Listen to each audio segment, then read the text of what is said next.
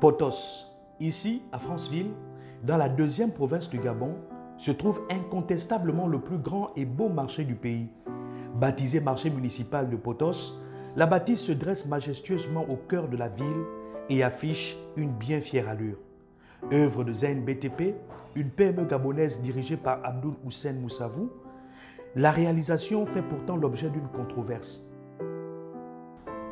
Arrêté le 31 août 2023, un jour seulement après la prise du pouvoir par l'armée gabonaise, l'opérateur économique est interpellé par la Direction générale des contre-ingérences et de la sécurité militaire, communément appelée B2. Gardé à vue 22 jours durant, il sera déféré à la prison centrale de Libreville le 22 septembre 2023. Incarcéré, les autorités gabonaises poursuivent Abdoul Houssen Moussavou pour inexécution de marchés publics, association de malfaiteurs et blanchiment de capitaux. Des accusations qui refutent la famille, décidée à révéler les incongruités et quiproquos de cette sombre affaire.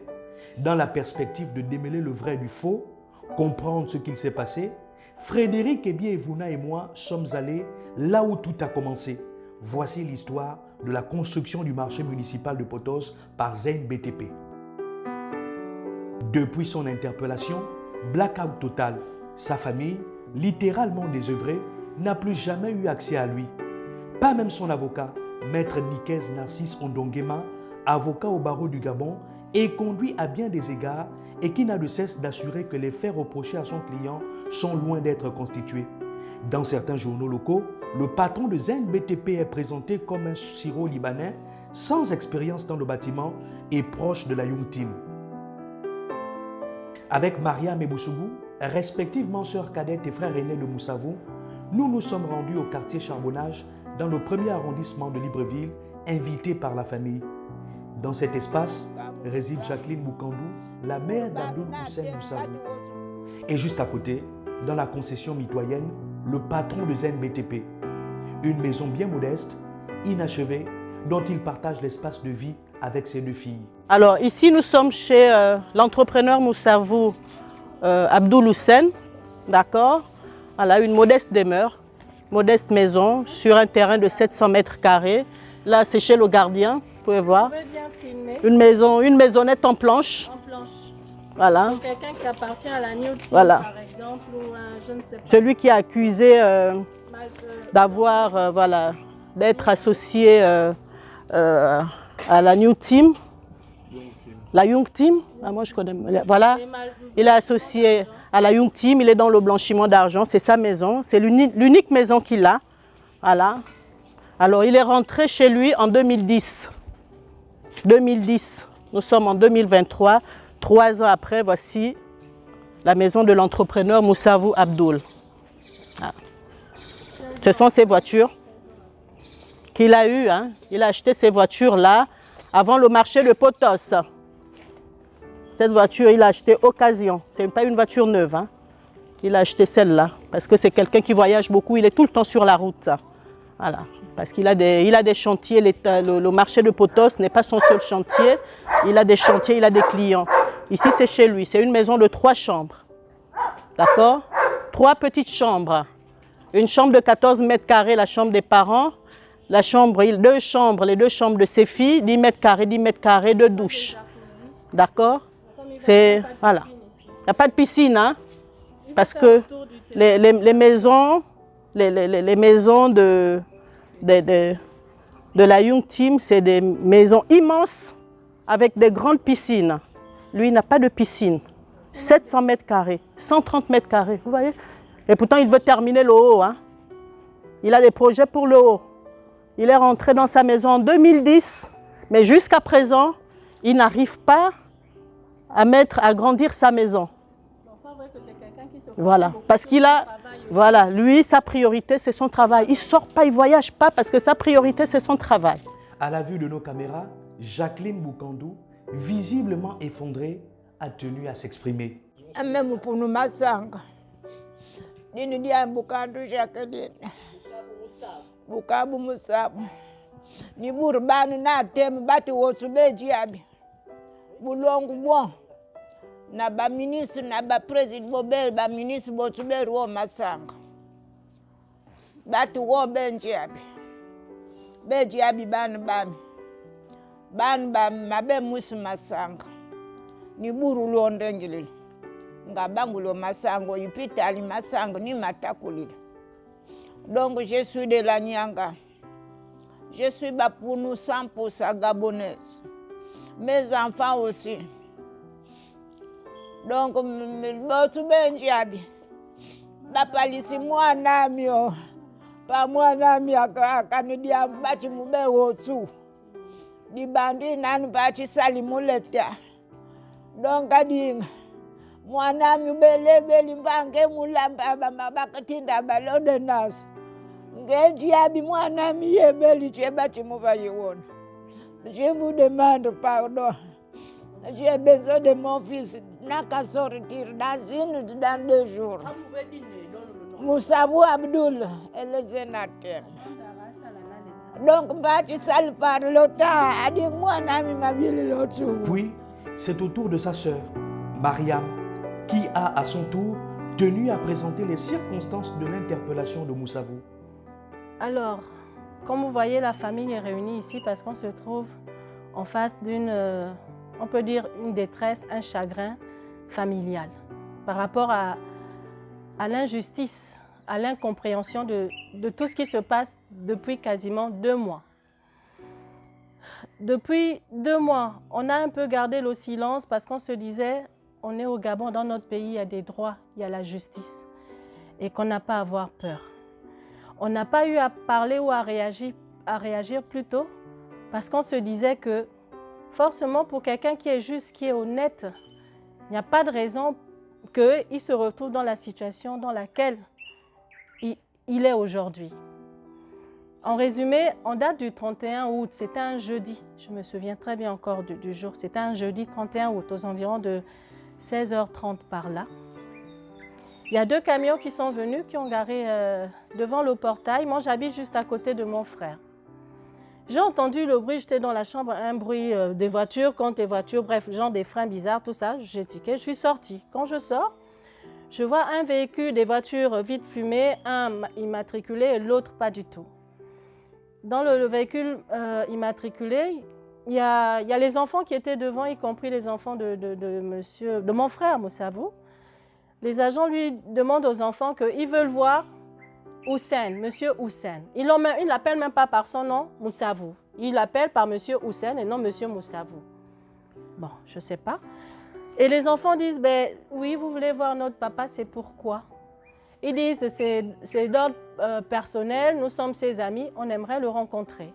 Les enfants disent, mais nous, on ne peut pas déjà vous annoncer chez notre papa si vous ne nous donnez pas votre identité. Vous d'abord, c'est qui?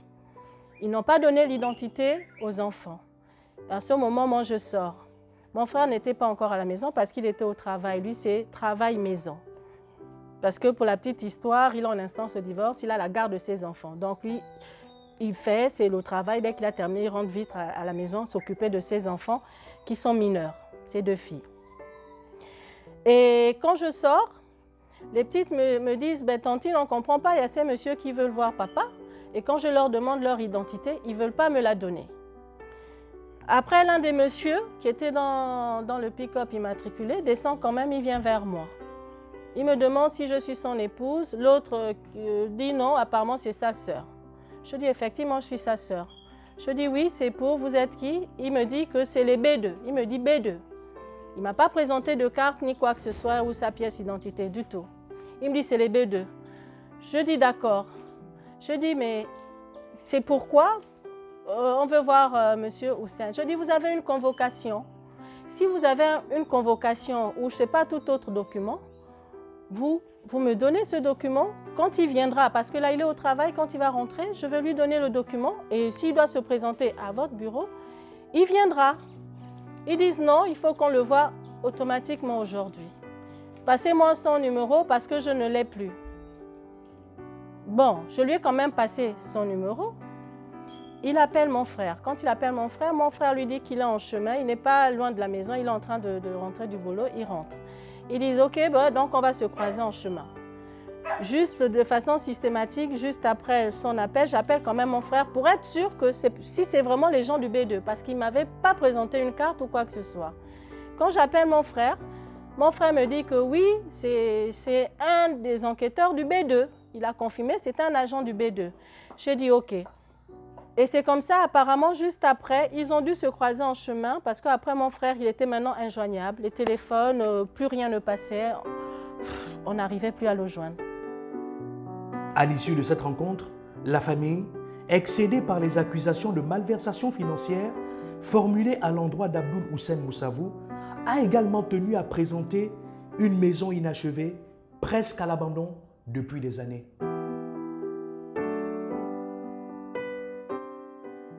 Vous pouvez regarder déjà la bâtisse. Il avait commencé les travaux et en 2016, il a arrêté. Donc, on a quand même tenu à vous inviter à venir voir les biens qu'il a pour que vous-même vous vous rendez compte au fait et vous me direz si pour quelqu'un qui est dans le blanchiment d'argent, qui appartient à une gang de milliardaires, une bande de milliardaires, ou un voleur, parce que quand on entraîne même de quelqu'un qui vient sur Fatcho, un voleur, s'il peut avoir des maisons, des terrains nus et des maisons inachevées depuis 2016, comme cette maison-là. Est-ce que ça reflète quelqu'un qui est dans un gang de milliardaires qui appartient à la New Team?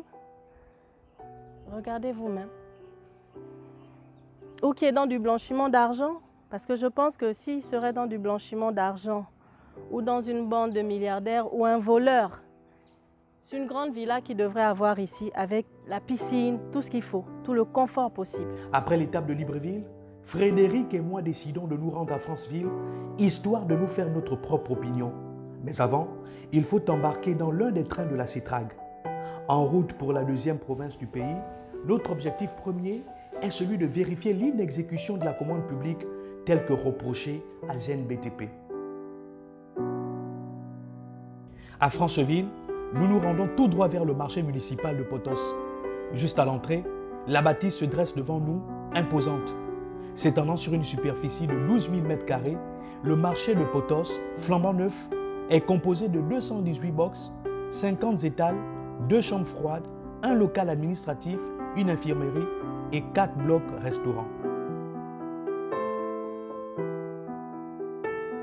Inauguré le mardi 4 juillet 2023 par Ali Bongo Ndimba, le président déchu, le grand marché de Potos fait aujourd'hui la fierté de la ville.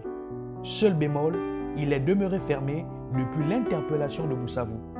Pourtant, le ministère des TP juge à 97% le niveau de réalisation des travaux. Avec le chef de chantier, nous avons procédé à la visite de la structure réalisée de bout en bout par un opérateur économique gabonais.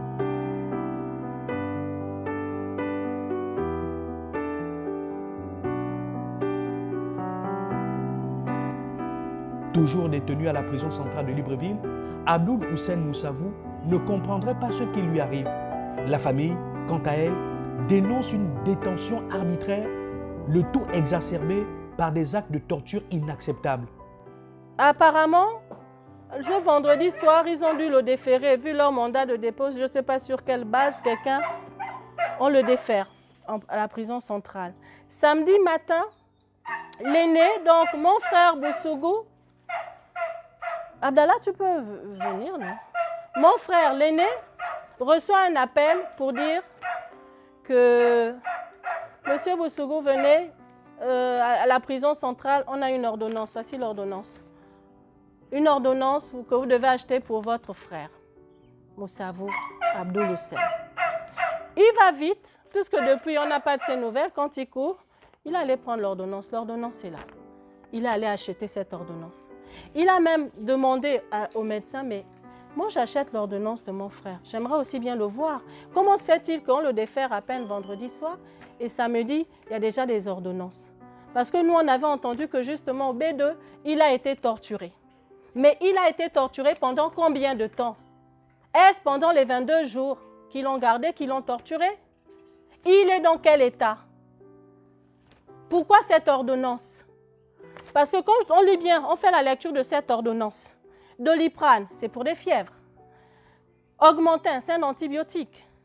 Exaspray, ça c'est au niveau de la gorge, où une infirmière me disait, quand il y a ça, un médicament pour la gorge, c'est que quand on le torturait, il a certainement tellement crié qu'il a eu une irritation à la gorge. Il y a un autre médicament là, Mésitrane, pour cicatriser les blessures. Qu'est-ce qu'il a fait? Aujourd'hui, on reçoit encore un appel de la prison pour payer encore des ordonnances. Recto verso, hein? Recto verso. Voilà encore d'autres ordonnances. Et là, quand on va encore là-bas à la prison, pour dire, est-ce qu'on peut le voir? Non, déposer seulement les médicaments. Mais après, ils sont là en nous rassurant, ne vous en faites pas, il va bien. Mais comment on peut avoir le cœur en paix et dire qu'il va bien quand on sait qu'il est malade? Et quand il est malade, pourquoi la prison ne l'envoie même pas à l'hôpital pour au moins le requinquer qu'il soit un peu en bonne santé? Puisqu'au B2, il a déjà subi des violences. La preuve est non, la première ordonnance. Il est dans quel état après les 22 jours au B2? Qu'est-ce qu'ils en ont fait de mon frère? Il n'y a que Dieu qui sait. Est-ce qu'il mérite ça? Comme disait ma mère, est-ce parce que je ne viens pas défendre mon frère? Moi, je connais la moralité de mon frère. Maman, s'il te plaît, lève-vous, il y a loi. Moi, je connais la moralité. Je ne viens pas défendre ici mon frère. Si mon frère était un voleur, je dirais que c'est un voleur. Mon frère est un bandit, je vous dirais que c'est un bandit. Chacun dans nos familles, même notre entourage, on connaît la moralité de chacun d'entre nous. Mon frère, c'est quelqu'un d'honnête et d'intègre, qui s'est toujours investi à fond dans ce qu'il sait faire, le bâtiment. Je me souviens, quand il a eu le marché de Potos, il m'avait dit, parce que lui, il a toujours travaillé avec le privé, que pour une fois, je vais essayer de me lancer, travailler pour le public. Participer à l'essor de mon pays, montrer à mon pays qu'il y a des choses qu'on peut faire. Il s'est engagé dans ça. Je lui avais même dit que papa, je l'appelais des fois papa parce que ce n'est pas seulement mon frère, c'est un père, c'est un conseiller. On est une famille unie. Je lui ai dit, c'est des risques que tu prends. Parce qu'avec les rumeurs qu'on entend dans ce pays, où travailler pour l'État, c'est être suicidaire, c'est se mettre la corde au cou. Parce que l'État, c'est des mauvais payeurs. Et quand ils veulent t'emmerder, ils vont t'emmerder et te créer des poux. Et malheureusement, aujourd'hui, apparemment, la vie est en train de me donner raison. La seule réponse que mon frère a eu à me dire, que non, tous ceux qui critiquent l'État, en disant que l'État, c'est des mauvais payeurs, c'est des bandits, c'est parce qu'eux-mêmes, ils ne sont pas propres, ils ne sont pas clean, ils ont les mains souillées. Quelle est la charge de rapporter les preuves matérielles et intentionnelles que mon client a participé à toutes ces infractions? Pour ma part, il ne fait l'ombre d'aucun doute dans mon esprit que mon client, qui est à l'attribution de son premier marché public, ne peut poser des faits de nature ni à violer les règles d'attribution, ni à ne pas exécuter un marché public et a fortiori d'avoir participé au blanchiment de capitaux ou alors d'avoir participé à une association de malfaiteurs. Au regard de ce qui précède, la famille de mon client et moi ressentons une légitime inquiétude du fait des ordonnances relatives à l'état de santé de M. Moussavou, puisque depuis qu'il a été placé sous mandat de dépôt, l'infirmerie de la prison de Libreville a déjà appelé ses parents à 2 reprises pour l'achat des médicaments à lui administrer.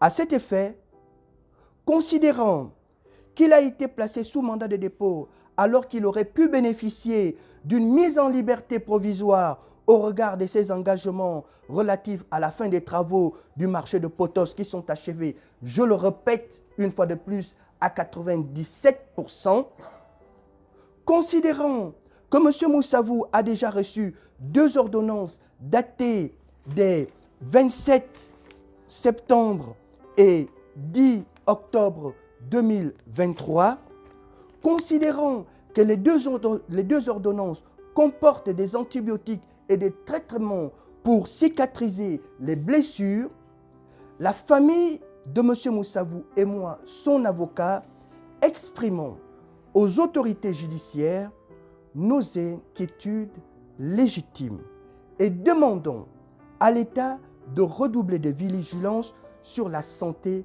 de ce dernier.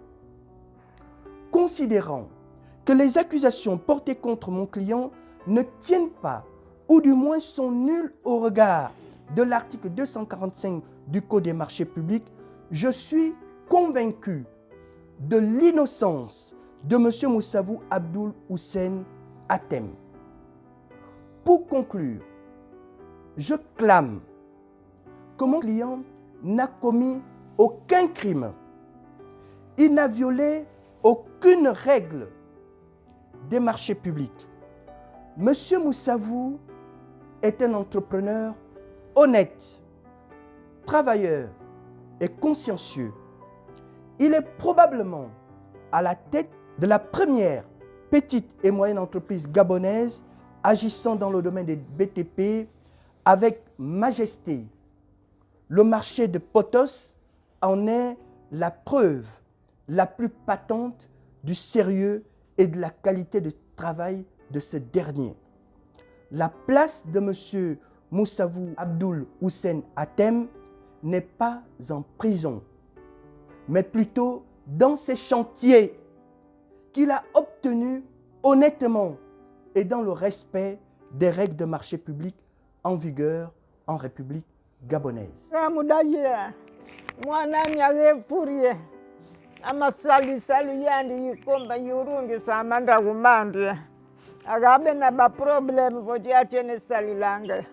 Mais dans le service de l'État, maintenant, mon fils, il a des problèmes.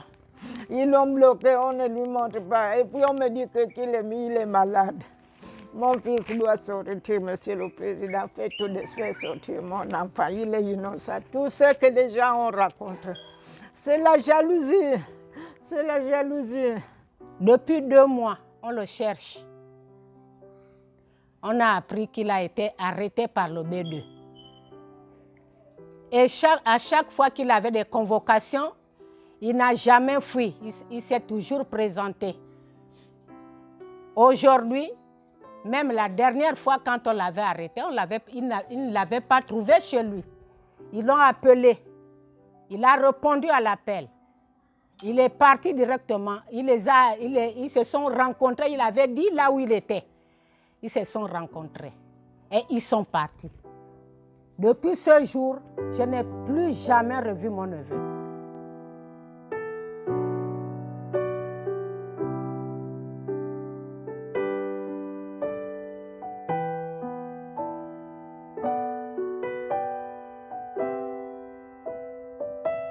Pour les employés de ZenBTP, des Gabonais pour la très grande majorité, l'absence prolongée de leur patron devient problématique. Je suis le chef chantier ZenBTP, marché de Potos. Ici, nous nous trouvons à la zone étale. Ici, nous avons près de 500 étals. On a 52 box, 52 étals. Dans chaque étal, ça prendra 9 commerçantes. Donc, on aura près de 500 commerçantes installées dans ce site, rien qu'à la zone étale. Et pour préciser, nous avons fait, ici dans cette zone, nous avons eu à faire les revêtements du sol. Nous avons mis le carrelage. Nous avons complété certains étals dans la situation dans laquelle nous avions trouvé ce chantier par le départ. Nous avons eu des rampes, vous avez le temps d'avoir. Nous avons monté des rampes. Les rampes étaient dans les TS parce que tout ce qu'on a réalisé ici jusqu'à aujourd'hui, on était en accord avec les TP et la construction. Nous avons pris le marché en le 19 janvier 2021. Nous sommes rentrés dans ce chantier, que nous avons commencé le chantier. Nous avons passé pratiquement 2 mois de nettoyage dans ce chantier. Déjà, on a les situations actuelles et les situations avant. Ça, je crois que tous les dossiers sont complets, qu'on les présente. L'entreprise ZenBTP a trouvé pratiquement toutes les installations au point zéro. Et les gains qui qui a été mal passée a été reprise de manière à ce qu'elle soit plutôt en apparence. C'est ce que vous constatez ici en termes de suspension. C'est ce que vous allez constater également dans les box en termes d'utilisation des tubes Uro et des brasseurs d'air. Et tout ça a été mis en fonction jusqu'au jour d'aujourd'hui. Dans le DQE qui nous avait été présenté, il nous avait été recommandé de démonter et de raccorder une seule armoire électrique. Or, vous savez, même sans être électricien, que dans un marché comme celui-ci où il y a près de 200 box, chacun des commerçants, dans la logique qui s'est installée auprès de nous après analyse et en accord avec les TP, il a été question de faire les installations de manière à ce que chaque box soit indépendant des autres box, donc avec un compteur individuel pour chacun des commerçants. C'est ce qui a été fait. On est donc parti pour chaque box un mini coffret et pour les restaurants et les grands espaces également, chacun de ces endroits-là a une armoire raccordée, montée, également indépendante, qui est en attente aujourd'hui que d'un compteur SCG. Donc voilà un peu en termes d'ajout et de modification de manière logique ce qui a été fait. Nous avons également constaté qu'au niveau des lampes, on nous avait présenté un DQE qui estimait que 40 lampes, 40 réglettes étaient suffisantes pour les étals. Mais avec le même constat et les techniciens des TP, nous sommes tombés en accord qu'il fallait plus éclairer, mieux éclairer. Nous sommes aujourd'hui rendus à près de 300 lampes en suspension, comme vous le voyez ici au niveau des étals. Voilà un peu ce qu'on pourrait dire en termes d'éclairage. Je suis M. Mwiti, responsable plomberie ZNBTP pour le marché de Potos, précisément à Franceville. Je suis là pour vous présenter déjà le travail effectué ici. Vous allez avoir une rétrospective des toilettes publiques parce qu'il y en a 8 blocs, 4 pour les dames, 4 pour les hommes. Et on a aussi des bouches d'incendie qu'on a installées tout autour du marché. Vous allez les voir en image. On en a 4, 2 à la face avant et 2 à la face arrière. Là, je suis devant le RIA. Il y en a 2. Un au niveau des étals, où vous avez vu les étals, donc en bas, et un autre en haut. La dimension du tuyau, il est en 33, diamètre 33. Sa longueur est de 30 mètres, sachant que le marché, à lui, il fait 65 mètres sur la largeur. Et là, nous sommes au niveau du centre du marché, à l'intérieur. Ça fait qu'avec ce rouleau de tuyau, on peut le déployer à l'extrémité gauche comme à l'extrémité droite. Parce que si vous avez 65 mètres, ça vous fait 32 mètres de chaque côté. Et plus que le tuyau, il est à 35 mètres, 30 mètres à 35 mètres, il peut se déployer. C'était pour cette précision. Sinon, tout est déjà fait, tout est terminé. Mais voilà, selon les situations maintenant, on voit des images qui nous disent que le marché n'est pas fini, le marché n'a jamais été exécuté et tout. Nous sommes étonnés, parce que moi je suis le responsable plomberie. Ce marché, il est achevé. Et injustifié. Les employés qui sont ici, comme vous les voyez, ont été déportés d'ailleurs, qui se sont retrouvés ici à Franceville. Depuis le 31 août, ils n'ont pas les nouvelles de leur chef. Depuis le 31 août, ils n'ont pas été payés. Depuis le 31 août, ce sont des pères de famille qui ont des maisons à payer, qui ont des enfants qui vont à l'école, qui ne sont pas inscrits jusqu'à l'heure d'aujourd'hui. Monsieur le Président, s'il vous plaît, on a besoin de votre clémence. On a besoin de M. Moussavou qui sorte de là. Il n'a rien fait. C'est un tissu de mensonges. On est obligé d'avoir les informations sur le net. La famille n'a pas accès à lui. Les ouvriers n'ont pas accès à lui. Son propre avocat n'a pas accès à lui. C'est injuste, c'est une incarcération injuste. Tout ce qu'on demande, c'est la vérité. Pour les commerçantes, exercer leur activité dans un cadre commode devient une absolue nécessité. Oui, je suis en train de couper le cournou. Mais le problème qui est là, la pluie nous dérange. Depuis qu'on a ouvert, on a commencé à construire le marché. Jusqu'à là, le marché ne se roule pas. Mais on veut que le marché, c'est où? Pourquoi on va rentrer, les pluies nous dérangent. Le problème, c'est que je suis dehors alors que le marché est fini. Je suis dehors, comme vous me voyez là. Il y a le soleil, voilà de l'eau partout. Alors que le marché là, c'est fini, mais c'est toujours fermé. Donc, si monsieur le président Oligui peut nous aider pour ça, parce qu'on veut aller à l'intérieur. Je suis dehors, voilà. Le marché est toujours fermé.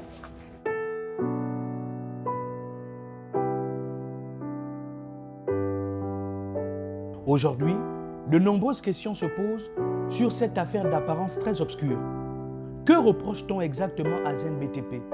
Si les travaux ont été correctement exécutés, le tout consigné dans les rapports des TP. Une histoire floue, ce d'autant qu'Abdoul Hussein Moussavou, patron d'une boîte créée depuis une vingtaine d'années, est gardé sans nouvelles.